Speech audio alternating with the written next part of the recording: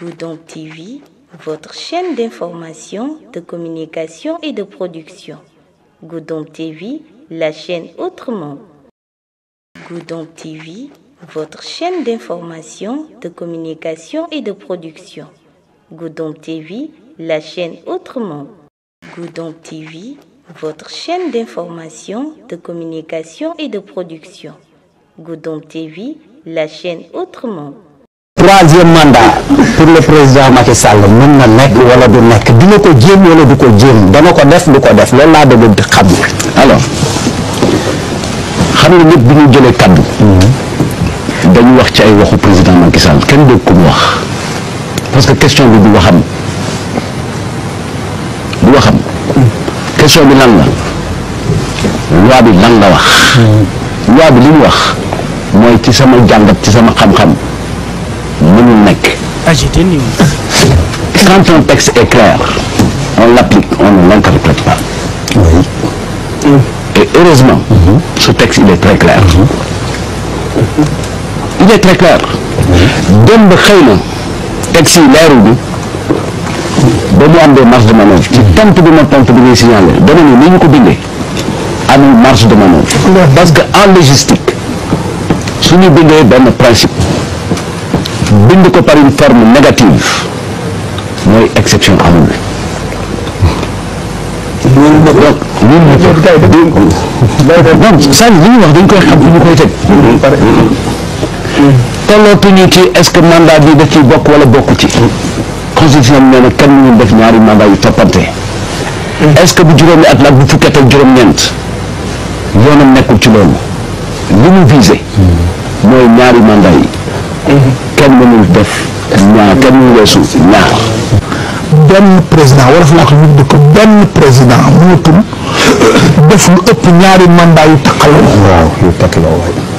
loolu kay sëñ bi yàqeeti ma jeexal na wax bi Macky Sall benn président mu def ñaari mandat yu lu ëpp ñaari mandat yu takkaloo ñun ñoo ko proposé Sénégal yi voté ko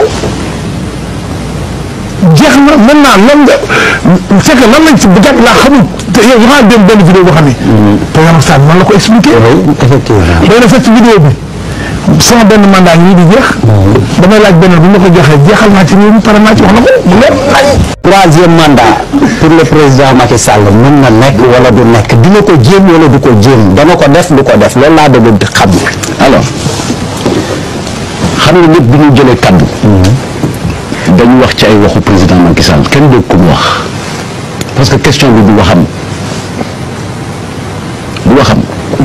question bi lan la loi bi lan la wax loi bi li mu wax mooy ci sama jàngat ci sama xam-xam mënul nekk. AGT News. Quand un texte est clair on l'applique on ne l'interprète pas. Oui. Et heureusement ce texte il est très clair. Il est très clair. dem ba xëy na texte yi leerul bi ba mu am des marges de manœuvre. ci tontu bi ma tontu bi ngay signalé dama ne ni ñu ko bindee amul marge de manœuvre. parce que en logistique su ñu bindee benn principe bind ko par une forme négative mooy exception amul.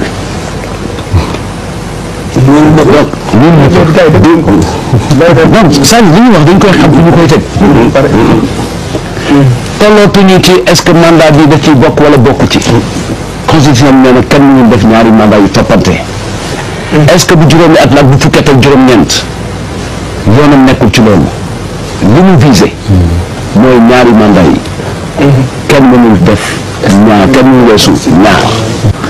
benn président wala fa laa ko ñu ko benn président mënatul def lu ëpp ñaari mandat yu takkaloo. waaw yu takkaloo waay. loolu kay sëñ bi yàqeeti ma jeexal na wax bi Macky Sall benn président mu def ñaari mandat yu lu ëpp ñaari mandat yu takkaloo ñun ñoo ko proposé Sénégal yi voté ko jeex na maintenant lan nga c'est que lan lañ ci bëgg laa xamul te yow yaa ngi dem benn vidéo boo xam ne. président Macky Sall man la ko expliqué. oui effectivement. doy na fekk ci vidéo bi sama benn mandat ñii di jeex. damay laaj benn bu ma ko joxee jeexal naa ci réew mi pare naa ci wax na ko mu leer nañ. Goudomp TV, votre chaîne d'information, de communication et de production. Goudomp TV, la chaîne autrement. Goudomp TV, votre chaîne d'information, de communication et de production. Goudomp TV, la chaîne autrement. Goudomp TV, votre chaîne d'information, de communication et de production. Goudomp TV, la chaîne autrement.